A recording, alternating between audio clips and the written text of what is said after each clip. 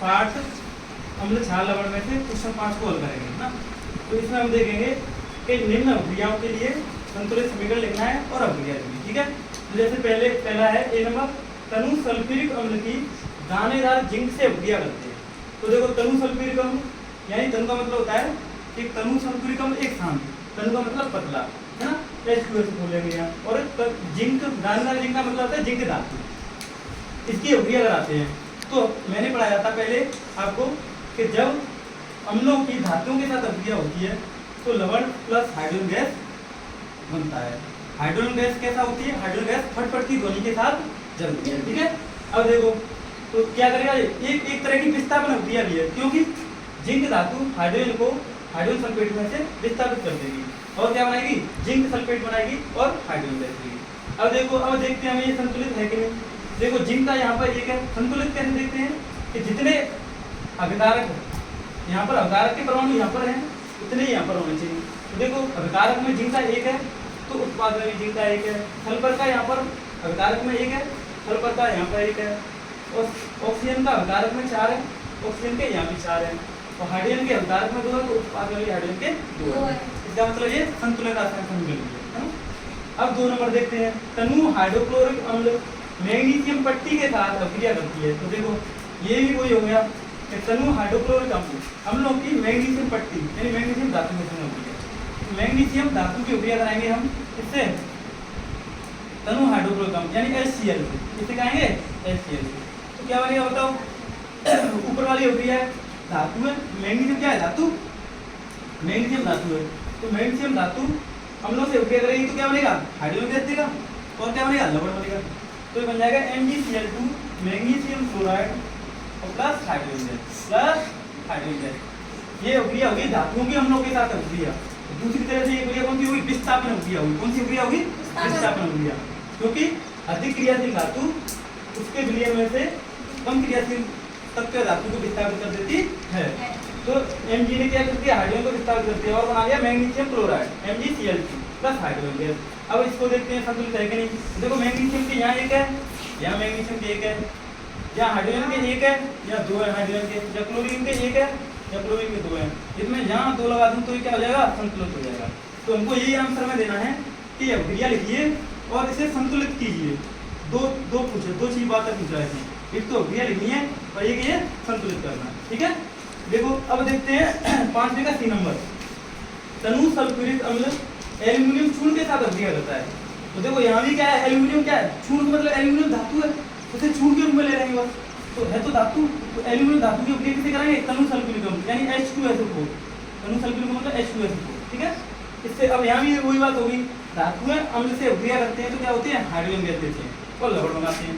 तो एक ही प्रकार का कॉन्सेप्ट है ना। तो क्या बन जाएगा?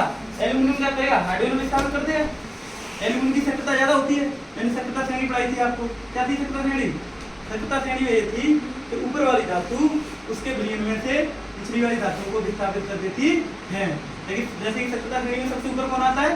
लिथियम, उसके बाद सोडियम, इसके बाद पोटेशियम, फिर calcium, magnesium, aluminium, zinc, lead, इसके बाद आता है हाइड्रोजन, कॉपर, मरकरी, Ag, ये सक्रियता श्रेणी है। तो इसमें ऊपर वाली धातु निचली वाली धातु को उसके विलयन से विस्थापित कर देती है। तो देखो एल्यूमिनियम विस्थापित करती है हाइड्रोजन को, क्या है? एल्यूमिनियम सल्फेट Al2SO4 का होल ट्राई। क्योंकि क्या हुआ?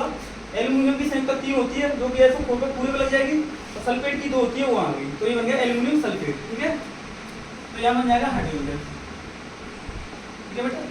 अब देखो तो क्या हो गया? ये सल्फ्यूरिक अम्ल, ये हो गया एल्यूमिनियम सल्फेट, जैसे यहाँ लिख लेना मैग्नीशियम क्लोराइड,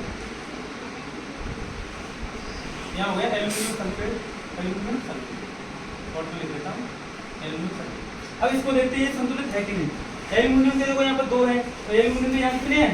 1, तो मैं यहाँ 2 कर दूँ, 2 लगा दूँ। देखो अब यहाँ देखते हैं हम सल्फर के कितने हैं? यहाँ सल्फर के यहाँ हो गए 3, कितने हो गए? 3। यहाँ सल्फर के कितने हैं? 1 ही है। यहाँ सल्फर के कितना? 1, ठीक है। यहाँ हाइड्रोजन के 2 हैं, हाइड्रोजन के 2 हैं, ठीक है। और यहाँ ऑक्सीजन के कितने हैं? 6 या 12, और यहाँ ऑक्सीजन के कितने हैं? 4, ऑक्सीजन के 4 ही है ना, ठीक है, ऑक्सीजन के 4 है। तो 12 करने हैं तो मैं क्या करूँगा, या 3 लगा दूंगा, क्या लगा दूंगा 3। देखो 3 लगाने से सल्फर के 3 हो गए, सल्फर के यहाँ भी 3 है, यहाँ 3 कर दिए मैंने सल्फर के 3 हो गए कि नहीं। और यहाँ ऑक्सीजन के 6 12 है, और यहाँ ऑक्सीजन कितने हो गए 4 या 12 है, 12 ऑक्सीजन के बराबर हो गए। यहाँ हाइड्रोजन के 3 6 हो गए, यहाँ हाइड्रोजन के 2 ही है, तो मैं हाइड्रोजन में यहाँ 3 होना पड़ेगा। देखो ये संतुलित हो गया, ठीक है। जो संतुलित समीकरण नहीं होता है उसे कहते हैं कंकाली समीकरण, ठीक है नहीं। असंतुलित समीकरण को क्या कहते हैं, कंकाली समीकरण, जो कि मैंने पहले भी पढ़ाया था, है ना। अब देखें 5वें क्वेश्चन का डी नंबर देखते हैं। इसमें कह रहा है तनु हाइड्रोक्लोरिक अम्ल लोहे के रेतन के साथ अभिक्रिया करता है। लोहे के रेतन के मतलब लोहे की धातु है ना, तो लोहे धातु के संग ये अभिक्रिया हो जाएगा, यानी आयरन की अभिक्रिया करेंगे बेटा हम किसके साथ, HCl के साथ। तो बेटा यहाँ सेम कॉन्सेप्ट है, सब में यहाँ सेम कॉन्सेप्ट क्या है कि धातु है, अम्लों सभी अम्ल हैं, अम्लों से अभिक्रिया करके क्या देती हैं, हाइड्रोजन गैस देती है ना, जो कि फटफट की ध्वनि के साथ जलती है। तो यहाँ पर क्या बन जाएगा, FeCl2, क्या बन जाएगा बेटा, FeCl2 ferrous chloride plus hydrogen gas, ठीक है बेटा। ये फेरस क्लोराइड में क्या कहेंगे, इसे फेरस क्यों कहेंगे, क्योंकि यहाँ आयरन की संख्या कितनी है, 2 फेरस क्लोराइड, ठीक है, फेरस क्लोराइड। अब देखो सबसे आयरन के यहाँ पर 1 है, यहाँ पर 1 है, यहाँ क्लोरीन के 1 है, यहाँ 2 क्लोरीन, यहाँ हाइड्रोजन के 2 है, तो यहाँ मैं 2 लगा दूं तो ये क्या हो गया, संतुलित हो गया, ठीक है। सबके समझ में आ गया कि नहीं, यस या नो, यस सर। ठीक है, ऐसे हो गया।